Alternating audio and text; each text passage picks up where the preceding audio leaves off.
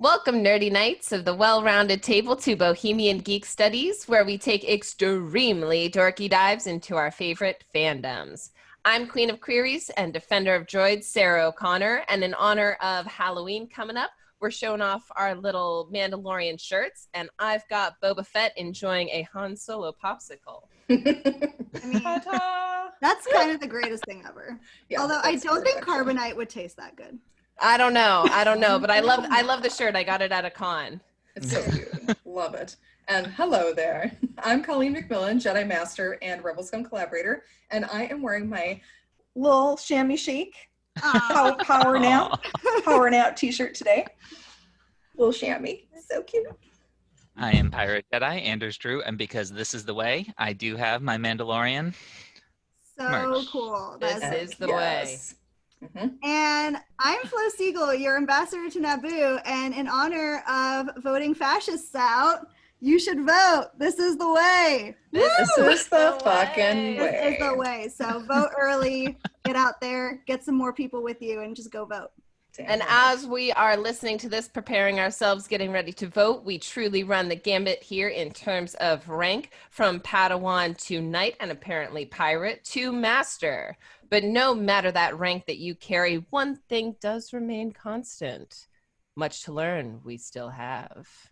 Very true. And everybody, welcome to Season 2 of The Mandalorian. We have been waiting so long for this. All season long, we will be providing you with our quick takes on every single episode. And then after episode 4 and the finale, episode 8, we will do a full extreme dorky dive. Sara, I'm seriously predicting 3.5 hours on this one. Just based on this episode today. But today, we are covering episode 1 of season 2, The Marshal. This episode was written and directed by Mandalorian creator Jon Favreau. So beware, there will be spoilers for this episode, as well as some wild speculation about the future. So if you've seen this week's Mando, grab your favorite drink from the cantina, snuggle up with a baby Yoda, grill up that nice, thick, juicy crate dragon steak, and settle in for this look at what Favreau and his team have created. So Sara, let's punch it with a quick episode recap. So to get straight to it, we've got kind of 3 main things. I'll take the first one, Colleen take the second, Flo, you take that third one. First and foremost, we had seen in the trailers the meeting and killing of Gore Koresh at the Space UFC. Fight. Colleen, what happened next? For Gomorians. Heading to Tatooine, of course. Gotta go back to Tatooine to meet another alleged Mandalorian, only to discover Cobb Vanth. Yes, Cobb Vanth. And a little smidgy, little teeny tiny problem with some Xan dragons, with a nice little hello from our mechanic friend Peli Motto, and her droids, of course, which Mando is no longer prejudiced against. Very nice touch. Very nice touch. And Flo, lastly, this entire episode is basically a side quest. Mando teams up with the townspeople of Mos Pelgo and the Tusken Raiders, who I thought were all dead. Men, women, children too. Just that village. Just that village. It's still haunted though. It's fine. And they all work together to slay the sand dragon. Moving up next, Anders, sorry to cut you off, but let's plug you right back in to talk about those reactions. What did you think? This episode was fucking awesome. All right. It is the longest episode to date. It was about 54 minutes. I believe the season 1 finale was like 48. Timothy Oliphant as the Marshal, a very nice little callback Easter egg for Deadwood, his former show. The way that they incorporated a lot of these traditional fantasy elements, like slaying the dragon and such, into this very, very distinct Western setting, I just thought was really, really cool. Yeah. That crate dragon that the Tusken Raiders are, they're making sacrifices to it to keep it at bay. Right. Traditional dragon lore does say that the fleshy underbelly is the most vulnerable part of a dragon. So very cool. And I also just really liked the little bit of growth we get here on the part of the Tusken Raiders. This idea that they actually have a sense of honor, contrasts with our traditional view of them, namely Anakin's, they're animals, and I slaughtered them like animals, men, women, children.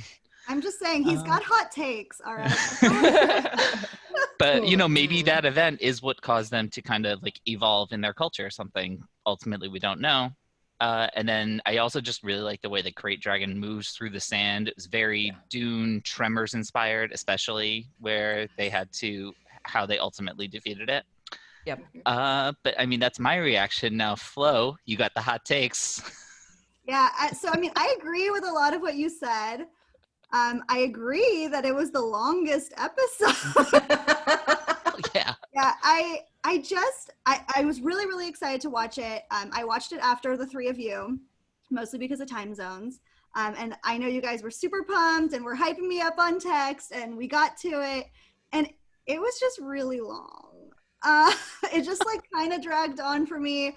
It did not feel like a season premiere for me. It just felt like we were like in such a high spot with the finale of season 1. I did love how they called this chapter 9 and not like chapter 1 of season 2. It did feel like we picked right up where we left off, which I really, really liked. But just like starting with the side mission just felt really, really weird. And I just like didn't really buy into a lot of it. That being said, it was gorgeous. The score was stunning with like the beautiful like panoramic shots of Tatooine. I love Tatooine. Obviously, that's where my boy Annie is from. So love it, all about it. Timothy Oliphant was incredible. Although I love how you guys are like Deadwood, whereas my husband and I looked at each other. We're like, Justified. Danny Cordray from The Office. Oh yeah. The hottest person in the office. Like, yes. what is he doing here? But he did look fine. So I was there for that. I did like the Tusken Raiders, you know, getting some humanity. Just like not enough Baby Yoda for me. Not enough stakes. I don't know. I wasn't super here for it. Colleen, however, I think you disagree. Yeah, only slightly. Thank the Force Mando is back. That's pretty much my take on this episode. And thank you, Pelly, for finally fucking saying the Force. Somebody had to. Thankfully, she said it. Didn't seem to faze Mando much when she said it, so he probably is like, interesting saying. But then, of course, doesn't ask any questions about it. I was so excited for this episode just because it was the premiere, and we've waited not that long, but long enough for it. And then I saw it's 2020. It's been 10 years. That is true. It has been 84 years of 2020 to get to this episode. And that title card hit, and I was just like, bam, a million times up, because it was the Marshal, and I knew who the Marshal was. So it's like, Timothy Oliphant, please give us Timothy Oliphant.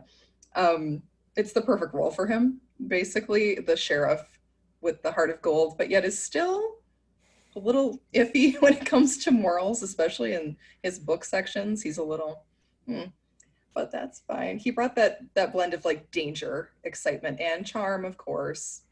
He's a little Han Solo-ish, but more in his role at this point of protecting people, which I love. I love a good sheriff character that's not corrupt.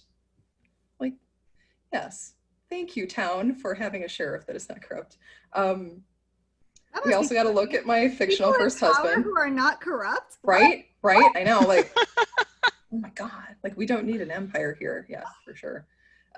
And fictional first husband, Sam Witwer, also a nice little guest shot. I was very happy to see that. Like, please give me more Sam Witwer all the damn time. We also got creatures. I'm a huge creature fan, so every single time we saw a new creature, I was like, yes, this is so fantastic. Krayt Dragon. Yes. I think my favorite moment, though, besides that delish ending cameo that we'll be talking about, is when Cobb Vanth first takes off his helmet, and you can see Mando just kind of like freeze and be like, what are you doing? That was so funny. If it's Pedro in that armor at that point, great physical acting, because you know exactly what he is thinking at that moment. He's like, well, this guy's not a real Mandalorian. He's taking his damn helmet off. I did like that what sets this Mandalorian, this series, apart from other Star Wars properties is its tone. I'm glad Favreau is sticking to that gritty Western kind of theme. Yeah. It really hits home when it hits right. And I think he hit this one out of the ballpark. Even if it was a premiere, it didn't quite feel like a premiere, more like maybe a mid-season. But we have more to like a chapter 9. Yes, chapter 9. But we had to introduce Cobb Vanth and Tatooine again and because we're probably gonna come back here, you guys. But seriously, Din, do you have to tell everyone you meet your mission? Every single person. Didn't you know that's what he's known for? Like, everyone who's anybody anywhere has heard about him and his precious cargo that he must travel with everywhere. Talker, that Mando.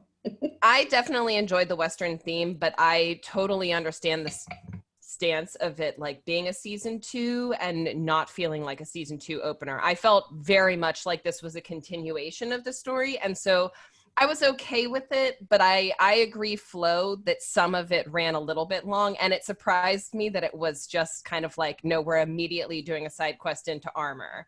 So I see it, but I absolutely loved the cinematography. I loved the music. And I think, again, the mix of puppetry and CGI was fantastic. Yes. Like, you have to wonder if that dragon better belonged in just Jurassic Park with how they were trying to feed it. I was just waiting for like a Great silver. Dragon doesn't wanna be fed. He wants to hunt. Yeah, As an unfortunate raider found out.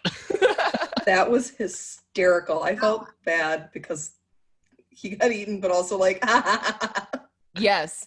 And I think probably my last reaction as the defender of droids, I guess maybe we can now move into a different kind of defender, because I absolutely agree with Anders' assessment of the newer way that we get to look at Tusken Raiders. I think it's absolutely fantastic, especially the incorporation of sign language. I mean, they share a hearth, they share food. It's a wholly different way of almost playing Monday night quarterbacking to Anakin as a character. And I find that to be absolutely fantastic. This wedding together of all of the stories. Again, this Star Wars, this Mandalorian is so much about bringing everyone together, a unification of adorable sensation.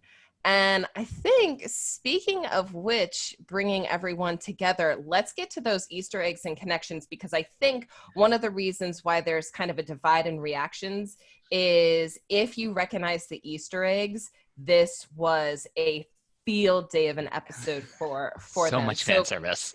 So much fan service being played. So, Colleen, why don't you take it with our first Easter egg connection? Okay. So, we don't know what planet this is in the cold open. There is some speculation that it might be Lothal. I'm hoping not, because yikes, something has gone horribly wrong. And what are those hound things with like the red eyes? They can't be Loth cats. It's too big. And also Loth cats wouldn't maul and murder someone hanging from a street lamp.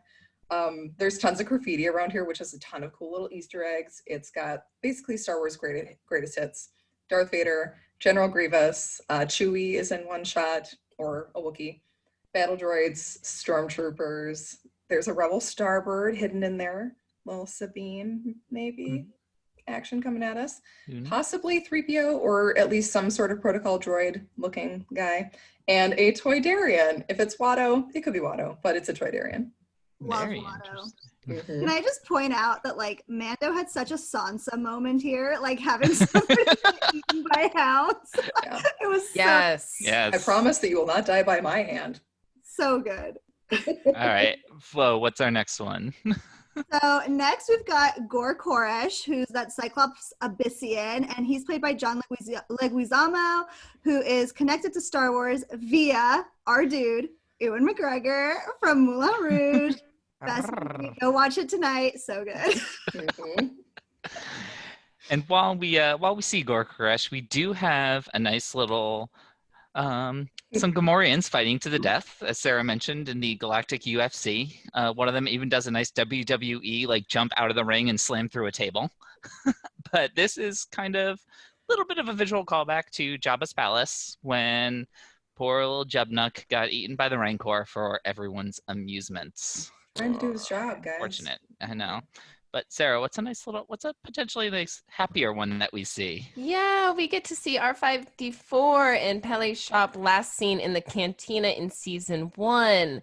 And poor dude, you can still see the carbon scoring where he blew his motivator. Can someone please clean him? Please do something besides just complain about how fast he can go. He's a true hero of the rebellion. This guy intentionally blew up his motivator so R2 would be chosen. And he later joined the rebellion on his own. This is someone who deserves like primo luxury spa day. So come on over, we'll take care of it. Heck Colleen, yes. how about what's next? Sigh. After all this time, we finally thought we would see what a Womp Rat looks like, but wow, we do not. These little kangaroo raptor guys are called scurriers. I looked it up on Wikipedia just to be sure. We also get to see mastiffs, who are the like best boy Tusken Raider doggos. They're so cute, these little reptilian dog guys. Anakin did kill some of these guard dogs in Attack of the Clones, so we have seen them before. Hey, you win some, you lose some, all right, guys? That's very true. They're also in Clone Wars, the animated show. And then one of my favorites, you get to see a Tusken Raider brushing its Bantha's teeth. Oh my God, solid pet owners right here. Like, And until they let him get eaten, but besides that, yes, Yeah. that part's a little iffy, but at least they're looking after their dental hygiene. Right. What do we got next, Sarah? So next up, we've got Mando being somewhat okay-ish with droids now, which is a very nice little upgrade to his relationship developing with IG-11.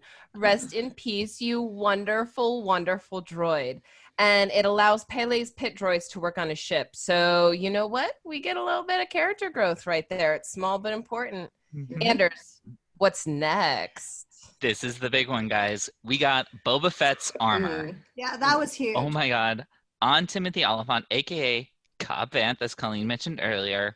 So Cobb Vanth as a character first does appear acquiring the armor in the novel Aftermath, which is part of a trilogy that kind of covers the time post-Second Death Star up through the Battle of Jakku, so the very, very last days of the Empire. In the novels, he rescues Jabba's Beastmaster, Malachi, from the desert. They recruit him to take care of Freetown's animals, as well as a little hutlet. So, is it possible that we end up seeing a little baby hut somewhere in the future? I don't know. But Timothy Oliphant just kills it in this role. Yeah, and speaking of Timothy Oliphant earlier, another little Deadwood Easter egg is that W. Earl Brown, who played a bartender on Deadwood, plays the, is it a Weequay? The Weequay. The Weequay. Nailed it, nailing it right and left. Bartender. Shout out to my boy Hondo. Yeah, Anders' guy Hondo. That Oliphant's Vanth is very close to, for sure. Buddies. It's his best buddy. Best buddy. Speaking of which, Spotchka sighting. I wrote blue milk. Spotchka in my notes. Spotchka. Darn right. Although he doesn't call the bartender by his name, he just says, Weequay, please give me the Spotchka. So I'm like, okay, that's weird, but all right, we'll go with it. And it's not blue milk this time, it's blue liquor. I just love how it's referred to as snorts. Two snorts. Two snorts. Yeah. Instead of shots. Two snorts. Spotchka. And maybe it's got a powder form. I don't know. That's what I was about to say. I was a little bit surprised when they brought over liquor after that. I was like, okay. But as Colleen mentioned earlier, if we get to the next one, if you do a blink, you've already missed the cameo of the voice actor for Darth Maul, Sam Witwer. He was a villager in Mos Pelgro right outside, and Din is riding into town. So you get to see it right here thanks to BGS. And I'm absolutely convinced that those are kegs he's wielding. He's going along, but who knows? Maybe it's fuel. I don't know. No, And he's a frat star. Yes. Speaking of zipping by, Anders, why don't you talk about the next one, which This I really one- like seeing. Yeah, I loved this next one, guys. So here we have, instead of a speeder bike, Cobb apparently has what seems to be a swoop speeder or a swoop racer. Now, I first read a little bit about these actually a while ago when I read the Now Legends novel Tatooine Ghost, which involves Leia going back to Tatooine to retrieve some intel, and she actually finds Shmi's like hollow journal from her days like post Anakin leaving the planet up through her marriage. So there's a lot of interesting background there, but kind of after pod racing was abolished, they basically took the pod racers, stuck another seat on them, and claimed that they were something different. These things called swoop speeders. And this one does bear a lot of similarities to Anakin's from The Phantom Menace. The paint job's a little bit different. The fans aren't exactly like where they were, but you got to think it's been 30-ish years, so that would absolutely make sense that things have changed a little bit. Yeah. Reduce, reuse, recycle. Exactly. Colleen, he's rocking those Iron Man colors. It's great. Yeah, some things never change. Like our next one. Yes, the ice cream maker. It's still being used to carry around loot. It was a big reveal, quote unquote, last season. This is a reference to Empire Strikes Back, where there's a shot of the character Wilwer Hood carrying what looks like an ice cream maker called a Camtono while he's fleeing Cloud City. And this is it again, guys. There it is. Shout it out again. I mean, it's pretty hot on Tatooine. They definitely need ice cream makers. For sure. They do. They absolutely do. But all right, our next big creature, Flo, you want to tell us a little bit about this guy? Yeah, this is the crate dragon. It was definitely like the main focal point of this episode. And this is the creature that Obi-Wan impersonated to drive off Tusken Raiders. We saw the skeleton of one while C-3PO is wandering the desert in New Hope as well. And crate dragons are hunted for their pearls. We actually see the pearl. Really cool. Great shot. They like pull it out of the guts. It's kind of gross. The Tusken Raiders take it, and the pearls can be used in lightsabers, but this one is a little bit big. Yeah, that's what Flo and said. if you are kind of an old school gamer, you may also recognize the crate dragon, and possibly the kind of general construction of this episode. So the quest to hunt and kill a crate dragon is actually straight out of the original Knights of the Old Republic video game, way back when I think I was in like 5th or 6th grade. It's also kind of a focal point in the newer game called Bounty Hunter, where you play as Jango Fett, and I think that game's only about a year or so old. Look at you. But going back to the Tusken Raiders, Sarah?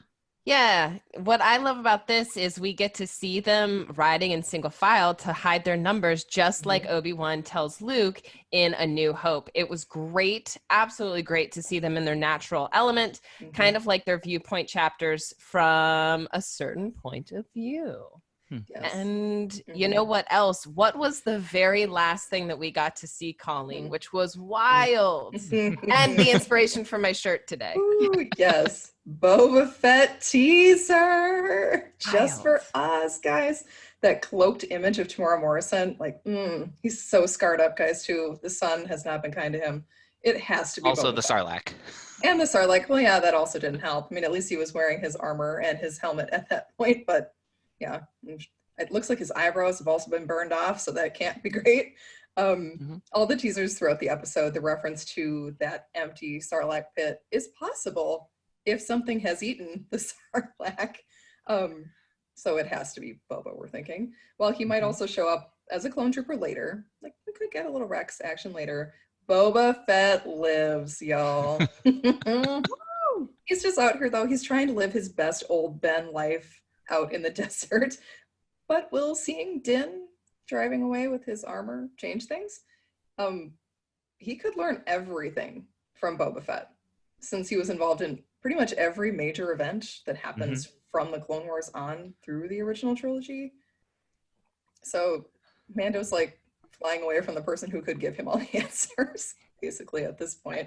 I also for now, was Boba Fett the one who kind of walked up to Fennec Shan's body in last season's episode 5? I think it's got to be. That cape is very distinctive. Yeah, because we first were like, oh, it could be Cobb Vanth because he has the armor, but he didn't have that distinctive spur sound when he was walking, and he also doesn't have that fantastic cloak/cape. So we're thinking it was probably Boba. So is Fennec dead? Maybe. We don't know. Who knows? We'll maybe find out later. Anders, want to take our last little one? Yeah, this was just a little one I kind of noticed. Cobb makes a reference when he's giving Mando the armor back. He points to it and says, "Tell your people I didn't break that." And I think that this is just a general reference to the general kind of like beat upness of Boba Fett's armor. Even when we saw him, alive and well in his prime, the paint's all chipped. It, very, very contrasting with Mando's like sleek, shiny new armor. And I think it's just a general reference to the fact that Boba Fett doesn't actually repair and repaint his armor. He kind of sees all of those chips as like battle scars. This is the shit that I've survived. This is what I've been through. Yep. So, but I think that is our last Easter egg. Anders, now why don't we hop into your predictions for next week? Yes. So my prediction for next week is that we go somewhere entirely new. Based on the trailer, I think we're going to end up on Mon Cala. So, this week we went back to Tatooine. We saw Peli again. So it would be kind of strange if we went back and saw like Greef Karga and Cara Dune again so soon, as opposed to trying to take us somewhere new. So I think that's where we're going to go, and we're going to get our first real tease of Sasha Banks next week. Okay. How about you, Colleen? Yes, I'm guessing we're going to come back to Tatooine at some point, just because Cobb Vanth said he hoped he would see Mando again, and Mando said, "Same. Hope I see you again too, guy." Or shadowing. We'll of course see Boba again. You don't just show Tamora Morrison for a split second and then not use him again. I agree with Anders. I don't think it's going to be set on Tatooine. I think Mando's going to blow out of there pretty quickly, probably without a nice goodbye to Peli. Thanks, Mando. I think we're heading somewhere new. He's going to be looking for that next covert. Like, he needs to find more Mandalorians. Yep. And also, can we see little Shammy Shake use the Force next week, please? Please? Inside, that'd be nice. Please. I have a prediction about Baby Yoda. Ooh. So I watch everything with subtitles on. It's just like how I watch things, or else I like can't hear anything or focus. And it just felt like in this episode, he was making a lot more noise. Like, there was a lot more like cooing and like whimpering and like, I think, and I don't know when, but I think he's going to talk in this season, team. Brendan was wondering that. Yeah. I cannot wait to hear his voice. I can't wait to just like snuggle him. Just, like, is he going to say this is the way? Oh my God, stop right now. No, he's going to say the way this is. That's true. Although, I mean, he's never heard that grammar structure, so. Yeah. Well, we'll see. We'll see what happens. I think that'd be absolutely lovely. I think I hadn't planned on any predictions, but I wonder if now that he has Boba Fett's armor, I wonder if there could be an exchange of armor for information. That would be a really nice sign of good faith. But we'll see. Either way, I think that's where we'll leave it for today. Thank you so much for being with us, and come back to us next time as we can continue exploring the Mandalorian and other geeky goodies. Please subscribe to our podcast, and you can find us wherever you get those delicious podcasts. And in the meantime, help us grow by heading over to our YouTube channel and subscribing and telling other Nerdy Knights to join us, because it really does help. Thank you so much for joining us today, and we'll see you next time. Check out our show notes and how to reach us on Facebook, Twitter, and Instagram, and reach us out to us on bohemiangeekstudies@gmail.com. Until next time, you know what I want you all to do? I want you to keep those dark sabers up and those episodes streaming. Thanks so much, everyone. Have a great night. Go vote! Go vote! Happy Halloween! And go vote! Yes, happy Halloween.